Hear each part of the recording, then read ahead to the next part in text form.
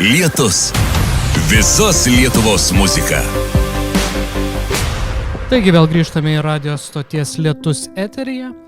Ir šiandien sveikinimo koncerte norime pasveikinti mielą Agatą ir Antoną. Jūsų draugai, kurie redakcijai yra žinomi, sveikina jūs su pirmuoju santuokos mėnesiu ir linki, kad tie rožiniai akiniai, kuriais dabar žiūrite vienas į kitą, niekada nenukristų.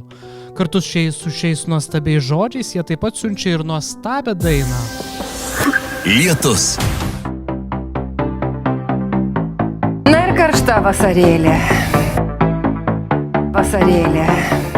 Vasarėlė. Vasarėlė. Viskas, ko nori, tai pajus, kaip širdį šoka. Savo jausmus išsiųsiu tau, įdėjus į oką.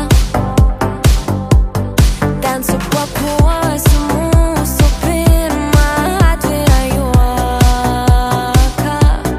Kai pilkumoj dienų išseksi, jei tik sau pasilaikyk.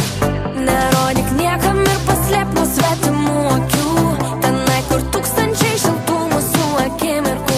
Jeigu bus per sunku, atplėškime jį kartu. Įkvėp mane, mylėt, kai šokam lietuje. Girdėt viens kitą tyloje, kol dar skamba ši melodija. Įkvėp mane, mylėt, kai šokam lietuje. Girdėt viens kitą tyloje, kol dar skamba ši melodija. Dar užsidėsiu pažadų, kas ir ką bekalbėtų. Aš nemeluosiu tau, kad ir kaip skubėtų. Įdėsiu tau raktą nuo namų, nuo mūsų planetos. Kai nerasi tu savo vietos, juos tik sau pasilaikyk. Nerodyk niekam ir paslėp nuo svetimų akių. Tenai, kur tūkstančiai šiltų mūsų akimirkų. Jeigu bus per sunku, atplėškime jį kartu.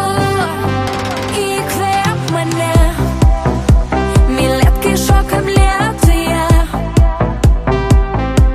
Girdėt viens kitą tyloje, kol dar skamba ši melodija. Įkvėp mane, mylėt, kai šokam lietuje. Girdėt viens kitą tyloje, kol dar skamba ši melodija. Ei, Andriu, paleisk kažką įdomiau šitoj vietoj. Čia kažkokia tokia pauzė nejaukia. Lietuviškos vasaros medaus kvapsnis užlieja šilumą ir džiaugsmu mūsų sielas, o artėjančių švenčių džiugesys kviečia pabūti drauge. Įkvėp mane, mylėt, kai šokam lietuje. Girdėt viens kitą tyloje, kol dar skamba ši melodija. Įkvėp mane, mylėt, kai šokam lietuje. Girdėt viens kitą tyloje, kol dar skamba ši melodija. Na ir karšta vasarėlė. Dėmesio rašom. Kaip susikurti galimybę atsivėsinti, o pasaulyje pasirodo klesti tie, kurie nesėdi vietoje, bet ieško savo palankių galimybių. O jeigu tokių galimybių neranda, tai patys jas ir susikuria.